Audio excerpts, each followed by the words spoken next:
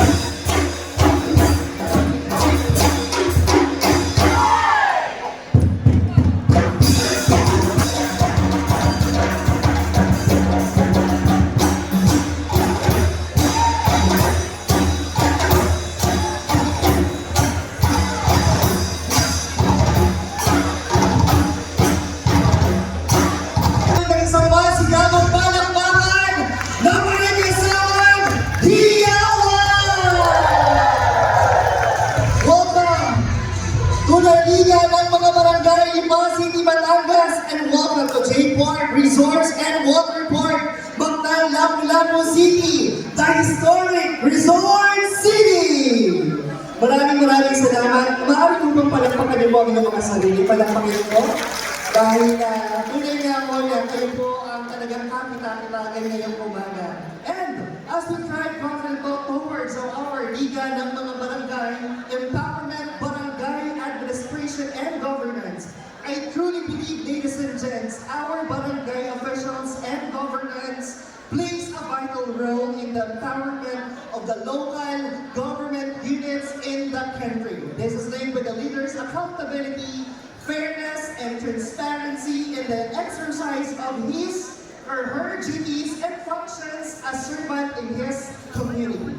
I truly believe, mga Kalipenyo, lilipad at mga Kalipenyo, iabante ang eksploitasyon, pasulong sa bagong lipan, paunlad, heto na, at ngayon, aarangkada na. Pag sinabi ko, magsitayo ang mga taga-North District. Where are the North District magsitayo? Magpalakpakan ng mga taga-North.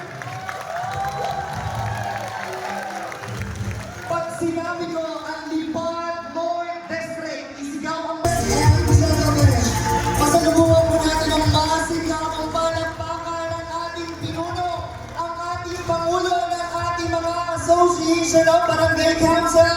Ladies and gentlemen, Honorable ABC President, Wendy Boyet Lam! Magandang umaga po sa inyo lahat. Sa totoo lang, ako ngayon lang makakapagsalita sa dito. Marami pong bisita, pero pipilitin na po. Una po ay pagbati sa ating mga guest speaker, sa pangunguna po ng ating si Kuya Adaya po, Kuya Roderick Adaya, sa ating pong kay Colonel Rex Darian, magandang umaga po. Sa ating pong bukal, Fernando Capor, magandang umaga. Sa ating po kay Ma'am Karen Mercado, magandang umaga po. At lalong higit po sa ating advisor, Nilo Katipon, na lagi po nakasuporta sa aming mga barangay captain. At sa aming kasama ko po sa mga BOD na lagi po talaga na narito po. Maraming salamat po sa suporta ninyo sa lahat-lahat na kita-kita po naman natin na lahat po ay ginagawa natin ay gaganda ng ating sawan ng Lipa po. At lalo higit po kay Mayor Eric Pigma na lagi rin po nakasuporta sa atin. Ako po ay lubos ng papasalamat sa kanya na kung hindi rin po dahil sa kanya, hindi naman po ako makarating bilang dito sa kung saan po ako nangaroon.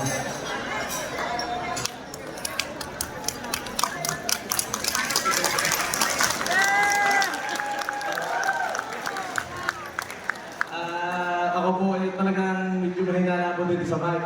Pero kita nyo naman po ang laki ng pagbabago ng aming samahan ng mga kapitan. Hindi ko po sinasabi na nung noon ay talaga pong mapakaganda ng samahan po namin. At ako po ay natutuwa din, Kuya Boy Recto, na yung pag-iimbita ko sa iyo ay pinagbigyan mo ng samahan kami dito. Na lagi nang maayos ang samahan natin mga kapitan, at ako lagi tulong din po hanggang sa makakaya. At yan naman po ay kitang-kita ninyo na tayo po mga kapitan ay nagtutulungan. At sa lahat pong guests na mga participants po na pumunta dito, sobrang saya ko po bilang ako yung ABC dahil sobrang dami po natin sa totoo lang.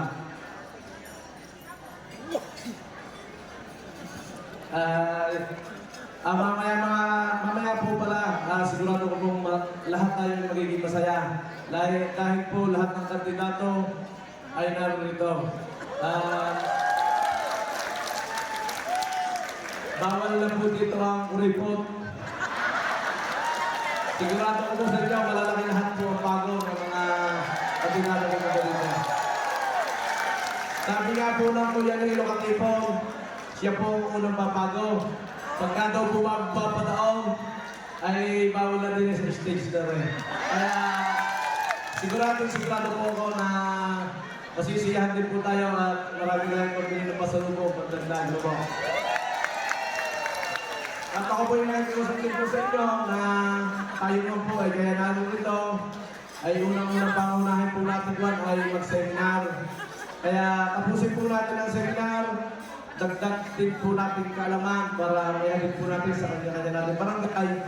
Yung iba naman po, sadyang magaling na, ano na nila gagawin.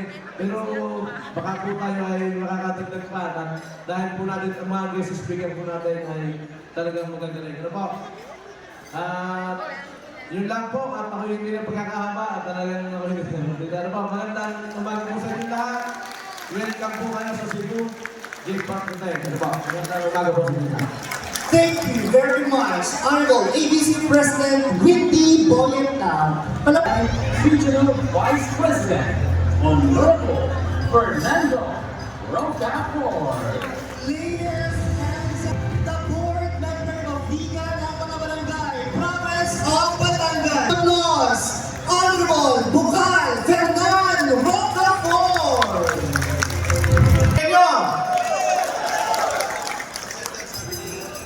Ako po ang Pangulo ng Liga ng Barangay sa lalawigan ng Batangas. Honorable Bukal, Kapitan Fernando Ramos Rocafort, na nagmula po sa West District ng Lipa, Barangay Halan, Lipa City. Una, ay sa ating po mga ng ating ex-officio City Councilor, Honorable Wendy Boyet P. Black. Bayan, 72 caps. Brisita Berain, Honorable Abilita Magsino, Honorable Melba Mendoza, Honorable June Sara, Honorable Carmelo Lindao, Honorable Mark Recto, Honorable Lubisto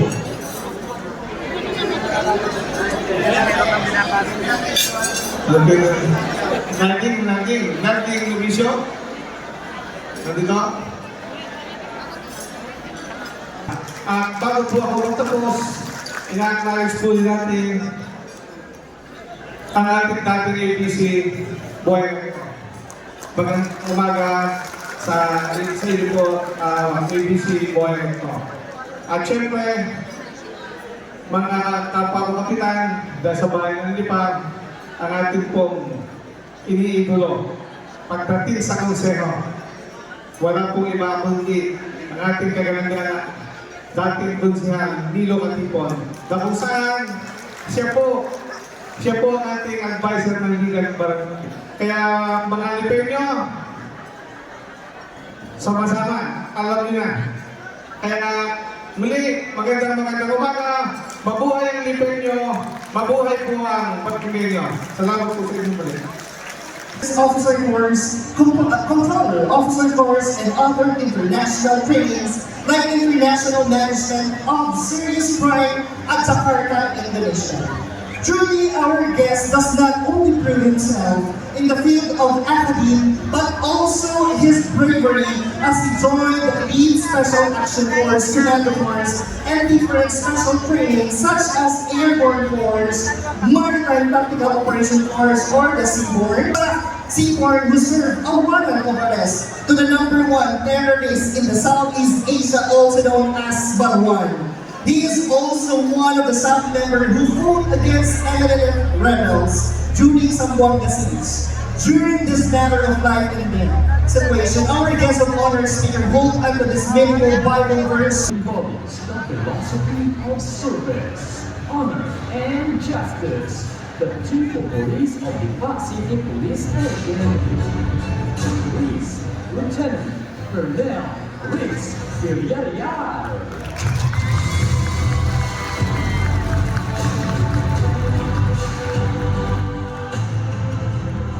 Ladies and gentlemen, our first guest speaker, please give it up, Police Lieutenant Colonel Rick Supremo Villarreal.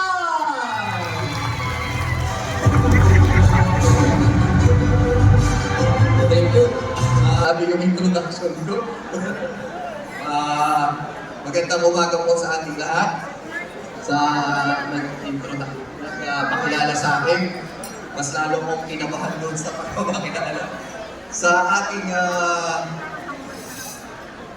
bukal kay Bungal Bernan, sir. Magandang umaga po sa ating DAG, kay Engineering Adaya. Sa kay Konsihal Katipon, sa dati nating APC, kay Sir Recto, at syempre sa ating APC na nag-invite sa akin dito bilang inyong guest speaker. Syempre sa ating mayor, kay Mayor Eric Caprica, at sa lahat po ng barangay chairman, konsihal, lahat po ng aattend dito sa seminar na ito. Magandang umaga po sa ating lahat. Ganda ng setup, grabe yung introduction sa akin. Kaya tuloy, kinabahan ako, hindi ko alam kung makapag-lecture ako ng maayos din o hindi. So, mag-start na po tayo. Ang isi-share ko po sa inyo is about drug clearing program. So, napakahalaga po nito dahil unang-una po, ang drug clearing program, ito po ay number 1 trabaho ng ating barangay. At vision po ng ating mayor na darating ang panahon na Lipa City ay maging isang madeklarang city na drug free. Yun po ang vision ng ating mayor. So, paano po natin magagawa yung maging drug free na city yung ating bayan ng classification, significant provision of public Republic Act 9165 o yung drug law natin, role of barangay division in Tribunal program.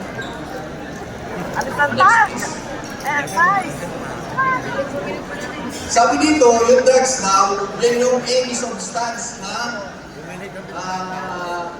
food natin sa ating katawan. So hindi ibig sabihin na drugs na. Dalawa po yun. Yung mabuting drugs at saka yung illegal na droga. So magpo-concentrate tayo dito sa mga pinagpapakos na gamot. Next please. So, mayroong dalawang qualification ng drugs.